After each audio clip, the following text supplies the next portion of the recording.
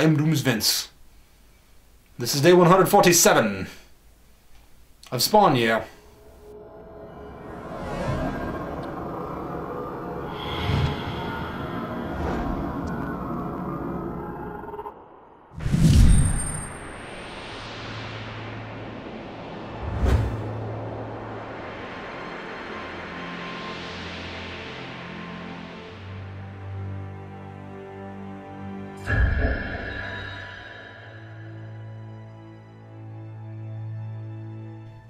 As I expressed yesterday, Tony Twist isn't a character I was exactly chomping at the bit to read a whole story arc about, and that's especially true as I finish the second issue of this and discover it's still going.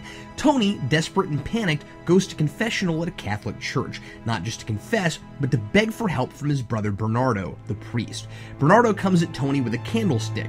It was Bernardo, in the sanctuary, with the candlestick, and calls him a fat, disgusting, murdering fornicator, and continues on with some vivid imagery hardly befitting a man of the cloth.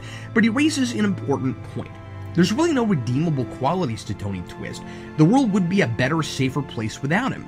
So even if he is in mortal danger from the corrupt Vatican police, even if they are more dangerous and arguably worse than Tony because they have an entire religion on their side, why should I care? The story doesn't focus on how Tony became the way he is. His own brother chose a different path, so clearly he could have. It doesn't depict the man as a complex human being who has become totally condemnable, but there's really a lot more to him than there seems.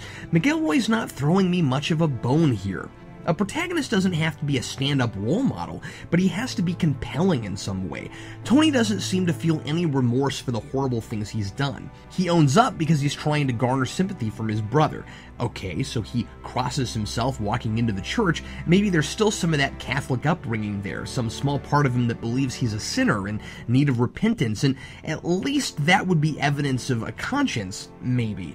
Or maybe it's just part of the act for his brother. It's never good when you get to the end of an issue, your main character puts a gun in his mouth, ready to take his own life, somebody stops him, and your first thought isn't, oh, thank goodness he's still alive, but rather, I've got to read a whole other issue about this guy.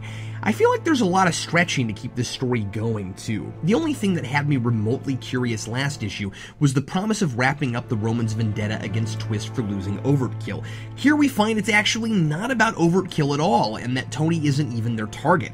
One of his men is secretly one of the Knights Templar, who are still around after hundreds of years, and he's on a mission to find and convert Spawn to his cause. Unless that's the Reunite Wanda Blake with Al Simmons Foundation, good luck. I don't know why the Vatican's worried about Spawn working for their enemies anyway. Clearly they don't know Spawn's track record. When that Knights Templar guy comes calling, he'll probably just physically manifest all the evil inside him into vermin, or shoot a bunch of bats out at him or something. So oddly, suddenly this story that's supposed to be about a member of Spawn's supporting cast has more to do with Spawn than most actual Spawn stories that feature Twist.